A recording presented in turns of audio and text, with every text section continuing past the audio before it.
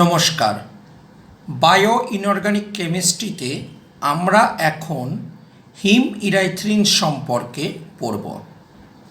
এই হিম ইরাইথ্রিনের সঙ্গে হিমোগ্লোবিনের কিছু সিমিলারিটি রয়েছে, আবার একটা বড় অংশ কোনো সিমিলারিটি নেই। আমরা ভিডিওটার শেষে হিমোগ্লোবিনের সঙ্গে হিম ইরাইথ্রিনের সম্পর্ক কী বা তাদের মধ্যে কী সিমিলারিটি রয়েছে বা কী নেই, এই সমস্ত কিছু ডিসকাস করব। তো এখন আমাদের পড়বার বিষয় হিম ইরাইথ্রিন। প্রথম কথা বলি, হিম ইরাইথ্রিনের হিম কথাটা থাকলেও হিম গ্রুপ কিন্তু নেই। এটা ঠিক কেমন হয় স্ট্রাকচারটা আগে আঁকি, তাহলে অনেক কিছু পরিষ্কার হয়ে যাবে। একটা হিম ইরাইথ্রিনে দুটো Fe2+ আয়ন থাকে।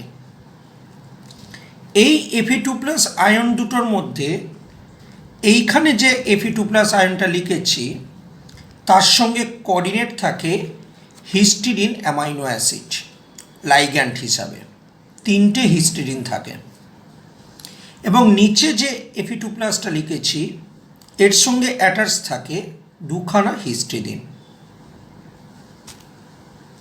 এই দুটো Fe2+কে ব্রিজ করে কার্বক্সি লিঙ্কেজ থেকে থাকে।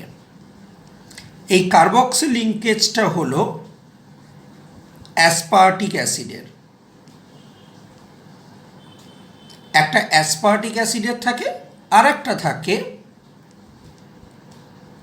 কার্বক্সি লিঙ্কেজ, সেটা হলো গ্লুটামিক অ্যাসিড। ওকে, আর এই সাইডে একটা হাইড্রক্সি গ্রুপ বা OH গ্রুপের লিঙ্কেজ থেকে থাকে। তাহলে যদি তাকাও এই হিম ইরাইথ্রিনের স্ট্রাকচারের দিকে, এই Fe2+টার সঙ্গে মোট কতগুলো কোঅর্ডিনেশন রয়েছে, তাহলে দেখতে পাবো একটা, দুটো, তিনটে, চারটে, পাঁচটা, 5 কোঅর্ডিনেশন। তাহলে কোঅর্ডিনেশন কতগুলো আছে? 5টা। এবার এই Fe2+এর দিকে চলে এসো। 1 2 3 4 5 6 কোঅর্ডিনেশন হলো 6। এই জিনিসটা অক্সিজেন অ্যাড হয়নি। হিমোগ্লোবিনের মতন হিম ইরাইথ্রিনও অক্সিজেন বাইন্ডিং প্রোটিন এবং অক্সিজেনকে ট্রান্সপোর্ট করতে পারে। এবার যখন এই ডিঅক্সি হিম ইরাইথ্রিন মানে অক্সিজেন বাইন্ডিং হয়নি, এই অবস্থায় যখন অক্সিজেনটা বাইন্ড হয় তখন একই স্ট্রাকচার আমি আবার লিখে নিচ্ছি। ঠিক এটাকে কপি পেস্ট করছি, একটু ডিফারেন্স থাকবে কারণ অক্সিজেন যখন বাইন্ড হয়েছে অবশ্যই অক্সিজেন আসবে। এখানটা কার্বক্সি লিঙ্কেজ যেমন আছে, যেমন কার্বক্সি লিঙ্কেজ আছে লিখে নিলাম। অ্যাসপার্টিক অ্যাসিডের থাকে, আর একটা থাকে কার্বক্সি লিঙ্কেজ গ্লুটামিক অ্যাসিড। ওকে, আর এই OH যেমন আছে আছে।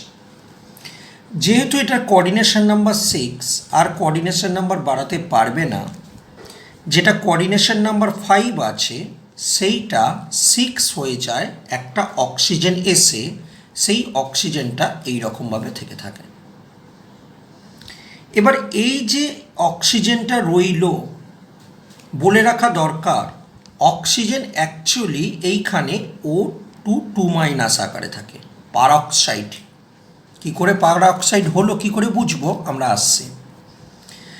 এবং বুঝতেই পারছো অক্সিজেন যখন অক্সিজেন 2 চলে এলো মানে দুখানে ইলেকট্রন নিয়েছে। এই দুটো ইলেকট্রনকে কাউকে না কাউকে ছাড়তে হয়েছে, ছেড়েছে এই আয়রন আর এই আয়রন, এই দুটো আয়রন। তারা কি হয়েছে, দুজনেই একটা ইলেকট্রন করে ছেড়ে দিয়ে, মোট দুজন আছে মানে দুটো ইলেকট্রন ছেড়ে দিয়ে 2 Fe3+ কনভার্ট হয়েছে। অর্থাৎ এখানে যে আয়রনগুলো লেখা হয়েছে সেটার অক্সিডেশন নাম্বার কিন্তু 3+ হবে, এবং এই যে লিঙ্কেজটা তৈরি হচ্ছে এটাকে বলা হয় পারঅক্সাইড লিঙ্কেজ। কি করে বুঝলাম পারঅক্সাইড লিঙ্কেজ হয়েছে? না, রমন স্পেকট্রোস্কোপি ইউজ করে আমরা জানতে পারি স্ট্রেচিং ফ্রিকোয়েন্সি হলো 845 সেমি-ইনভার্স, যেটা কিনা কোনো একটা পারঅক্সাইড লিঙ্কেজকে ইন্ডিকেট করে। এবং এই পারঅক্সাইড বন্ডটি এই হাইড্রোজেনের সঙ্গে হাইড্রোজেন বন্ডিং করে স্টেবল হয়। This is called oxyhemerythrin. এবং তুমি খেয়াল করে দেখো এর কোঅর্ডিনেশন নাম্বার কত হয়েছে? 3, 4, 5, 6, এরও 6 হয়েছে। ওকে, তাহলে ডিঅক্সি থেকে অক্সিহিমইরাইথ্রিন কি করে এসছে আমি একে ড্র করে দেখালাম, নিশ্চয়ই বুঝতে পেরেছ। এবার Fe3+ মানে কি? Fe3+ মানে 5টা সিঙ্গেল ইলেকট্রন, এটা ক্লকওয়াইজ থাকে। আর এখানের Fe3+টার যে 5টা সিঙ্গেল ইলেকট্রন রয়েছে সেটা অ্যান্টি ক্লকওয়াইজ থাকে। ওকে, অ্যান্টি ফেরোম্যাগনেটিক কাপলিংয়ের মতন।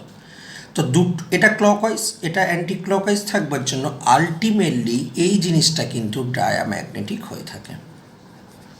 এবং ডায়াম্যাগনেটিক হয়েছে সায়েন্টিফিক্যালি কী করে বুঝবো? না, আমরা যদি ইপিআর স্পেকট্রোস্কোপি স্টাডি করি তাহলে দেখব যে এইটা কোনো ভ্যালু শো করছে না, মানে এটা ডায়াম্যাগনেটিক হচ্ছে, অর্থাৎ ইপিআর ইনঅ্যাক্টিভ হয়। ওকে, সো অক্সি অ্যান্ড ডিঅক্সি হিমইরাইথ্রিনের সম্পর্কে ডিসকাস করেছে।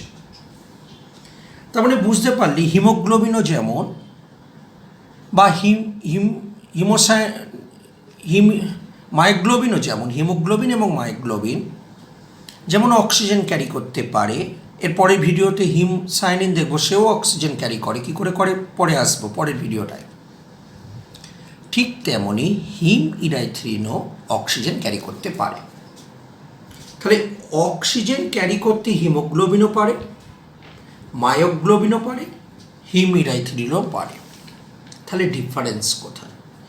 ডিফারেন্স হলো, যদি আমরা এখানে একটা হিমোগ্লোবিন লিখি আর যদি আমরা এখানে হিমইরাইথ্রিন লিখি, তাহলে মেন ডিফারেন্সটা হলো হিমোগ্লোবিনের ক্ষেত্রে দেখতে পেয়েছি যে 4খানা Fe2+ আয়ন রয়েছে, 4টে এরকম ধরনের করেছিল। যদিও মায়োগ্লোবিনের ক্ষেত্রে একটা থাকে, এখানে 4টে থাকে, আর এখানে কটা দেখতে পেলে? দুটো Fe2+ আছে, দুজনেই অক্সিজেন ক্যারি করে। কিন্তু এই হিমোগ্লোবিনের ক্ষেত্রে স্ট্রাকচারের সময় কি দেখেছিলাম? একটা প্রোটিন পার্ট আছে, আর এটা কি হয়? নন প্রোটিন হয়ে থাকে। এবং আমরা দেখেছিলাম প্রতিটা Fe2+ মানে পার Fe2+ একটা করে অক্সিজেন ক্যারি করে, দেখেছিলাম।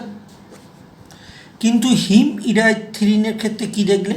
একটা অক্সিজেন ক্যারি করছে কজন মিলে? দুটো Fe মিলে। তার মানে দুটো Fe2+ 1 অক্সিজেন ক্যারি করে। সো এটা হলো হিমোগ্লোবিনের সঙ্গে হিমইরাইথ্রিনের বেসিক ডিফারেন্স।